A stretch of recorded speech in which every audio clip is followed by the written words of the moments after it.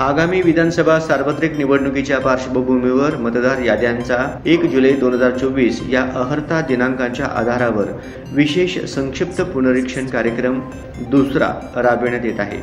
या कालावधीत मतदारांनी नोंदणी केलेले नाव, पत्ता, वय व इतर तपशील योग्य असल्याची खात्री करून घ्यावी। तसेच त्यात दुरुस्तीची आवश्यकता असल्यास या कालावधीत संबंधित तपशील दुरुस्त करून घ्यावा, असे आवाहन जिल्हाधिकारी कुमार आशीर्वाद यांनी केले आहे। या कार्यक्रमांतर्गत शुक्रवार 2 ऑगस्ट रोजी प्रारूप मतदार यादी प्रसिद्ध करण्यात येणार आहे। या प्रारूप यादीच्या अनुषंगाने मतदार यादीवरील दावे व हरकती शुक्रवार 2 ऑगस्ट ते शुक्रवार 16 ऑगस्ट या कालावधीत स्वीकारण्यात येणार आहे। प्राप्त हरकती आणि आक्षेपांवर 26 ऑगस्टपर्यंत कार्यवाही करण्यात येईल। त्यानंतर मंगळवार 27 ऑगस्ट रोजी अंतिम मतदार यादी प्रसिद्ध करण्यात येणार आहे।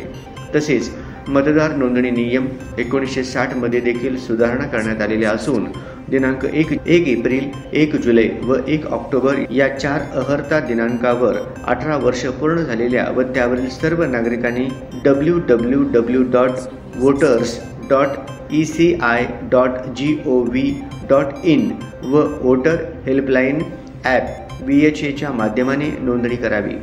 मतदार यादीमध्ये आपले नाव आहे की कसे हे शोधण्यासाठी www.electoralsearch.eci.gov.in या संकेतस्थळाचा वापर करावा।